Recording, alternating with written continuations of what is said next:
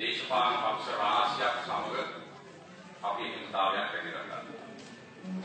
ඒ සම්බන්ධයෙන් විවිධ කටයුතු ඉදිරි දින කීපය තුළ අපේ ආදරණීය ජනතාවට අපි ප්‍රකාශයට පත් කරනවා. ඒ අතරතුර විශේෂයෙන් මගේ ගෞරවනීය ස්තුතිය මම පුද කරනවා ශ්‍රී ලංකා නිදහස් පක්ෂයේ ලේකම් ප්‍රතිනිධියට ඒ වගේම ශ්‍රී ලංකා නිදහස් පක්ෂයේ සහ එක්සත් ජාතික පක්ෂය අපි බලාපොරොත්තු වන අරමුණ කරා අපේ උතුම් මාතෘ භූමිය ගෙන යාමට එකතු සියලු දේශපාලන පක්ෂ සහ කණ්ඩායම් මම ස්තුතිවන්ත වෙනවා. ඉදිරියේදී පවත්වන ජනාධිපති වරණයේදී පොදු අපේක්ෂකයා වශයෙන් මාව පත් කරගෙන ඉන්නවා.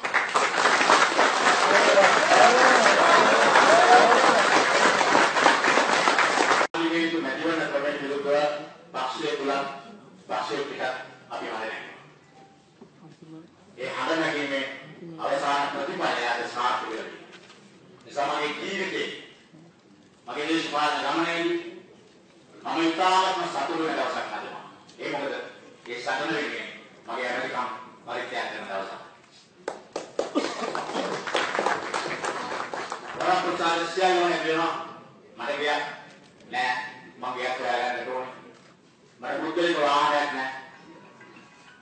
මම වෛද්‍ය වෘත්තියේ ඉන්නකොට මම මුදල් ගිය පිළිගන්න කරපු හැටි මේ දේශපාලන නායකයෝ කොල්ලන්ව වමේ නායකයෝ කියලා. මට කොච්චර සාරි කියනවා කියලා.